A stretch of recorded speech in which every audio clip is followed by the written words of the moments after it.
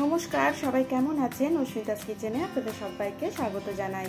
আমি আজ বানিয়ে দেখাবো ময়দা ডিম ছাড়া ম্যাঙ্গো কেকের রেসিপি। তাহলে আসুন শুরু করি আজকের রেসিপি। আমার রেসিপি যদি ভালো লাগে তাহলে অবশ্যই একটা লাইক করে দেবেন, আপনাদের ফ্রেন্ডস রিলেটিভ এদের সঙ্গে শেয়ার করুন। তাহলে আসুন শুরু করি আজকের রেসিপি।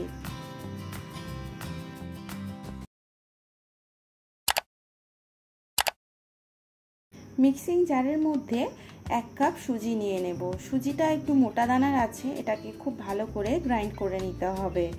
সুজিটা দিয়ে দিলাম। এবার এর মধ্যে দিয়ে দেব চিনি। যতটা সুজি নেবেন তার অর্ধেকটা চিনি লাগবে। আমি এখানে 1 কাপ সুজি নিয়েছি, চিনি দেব 1/2 কাপ। তবে অবশ্যই মিষ্টি যদি আপনারা একটু বেশি পছন্দ করেন তাহলে আর একটু বেশি দিতে পারেন। আমি যেহেতু এখানে আম দেব তাই আমের মধ্যে একটা মিষ্টি থাকেই, সেই জন্য চিনিটা একটু কম পরিমাণে দিয়েছি। দিয়ে দিচ্ছি 2টো এলাচের দানা। এলাচের খোসাটা কিন্তু ফেলে দেব না, এটা আমি যখন পরে চা বানাবো তখন কাজে লেগে যাবে।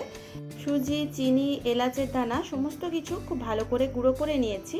এই গুঁড়োটা কতটা ফাইন তৈরি হয়েছে সেটা আমি আপনাদের দেখিয়ে দিচ্ছি।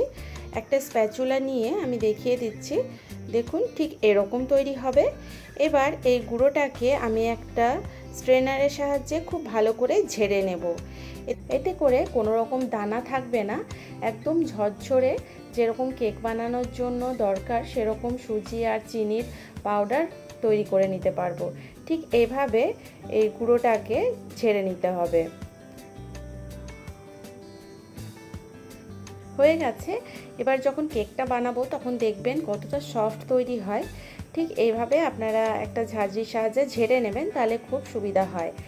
এবার আমি একটা নিয়ে নেব আম। এখানে একটা পাকা আম নিয়েছি, আর আমের কালারটা দেখুন কত সুন্দর। আপনারা চেষ্টা করবেন আমের কালারটা একটু সুন্দর দেখে নেওয়ার, তাহলে ম্যাঙ্গো কেকের কালারটা কিন্তু খুব সুন্দর আসবে। এবার আমের খোসাগুলোকে আমি একটা ছুরির সাহায্যে খুব ভালো করে ছাড়িয়ে নিচ্ছি। ছাড়িয়ে নেওয়ার পর আমি এটাকে কেটে নেব। আমের যে বীজটা আছে সেটা বাদ দিয়ে দেব। আমটাকে একদম টুকরো টুকরো করে কেটে নিচ্ছি।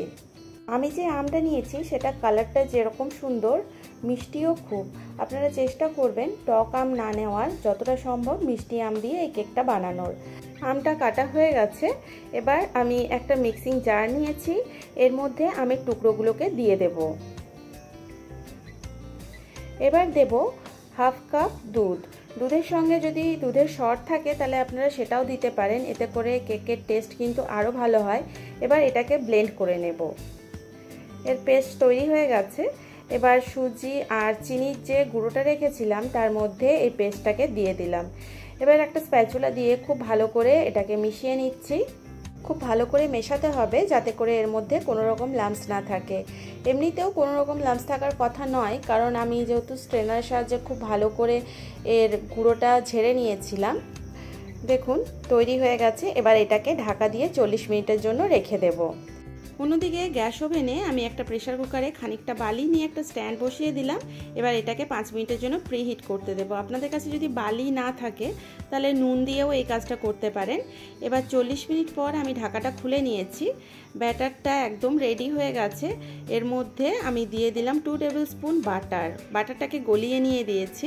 আপনারা চাইলে এর মধ্যে রিফাইন্ড অয়েলও দিতে পারেন, তবে বাটার দিলে টেস্টটা খুব ভালো হয়। এবার এটাকে খুব ভালো করে মিশিয়ে নিলাম।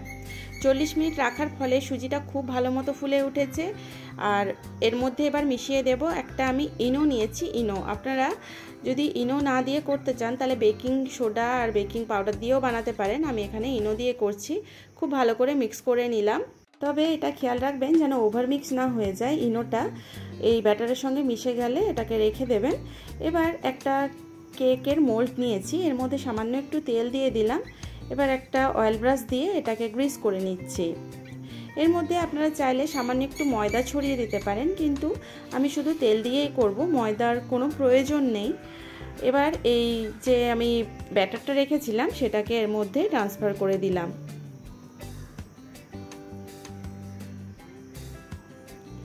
এবার সামান্য একটু ট্যাপ করে নেব এটাকে, ভেতরের যে এয়ার বাবলসগুলো আছে সেগুলো বেরিয়ে যাবে।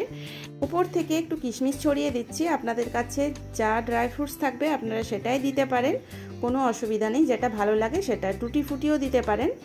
এবার আমি যে প্রিহিট করে প্রেসার কুকারটা রেখেছিলাম তার মধ্যে এই কেক মোল্ডটা দিয়ে দিলাম। এবার প্রেসার কুকারের সিটি আর রাবারটাকে খুলে এটাকে ঢাকা দিয়ে 45 মিনিটের জন্য কুক হতে দেব। লো টু মিডিয়াম ফ্লেমে রেখেছি। ঢাকা খুলে নিলাম 45 মিনিট পর। ঠান্ডা হয়ে যাওয়ার পর আমি একটা এরকম পিন দিয়ে দেখে নিচ্ছি, আপনাদের কাছে যদি কাঠি থাকে কাঠি দিয়েও দেখতে পারেন। একদম কেক রেডি হয়ে গেছে, একদম পরিষ্কারভাবে পিনটা বেরিয়ে এসছে, তার মানে কেকটা একদম রেডি হয়ে গেছে। এবার এটাকে ডিমোল্ড করব। একটা চাকুর সাহায্যে আমি সাইডগুলো একটু কেটে নিচ্ছি।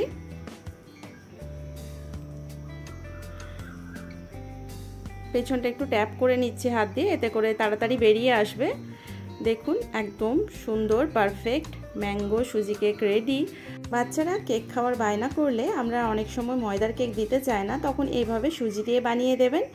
বাচ্চাদের টিফিন বক্সেও দিতে পারেন। তাহলে আমার রেসিপিটি কেমন লাগলো আমাকে কমেন্টের মাধ্যমে জানাবেন।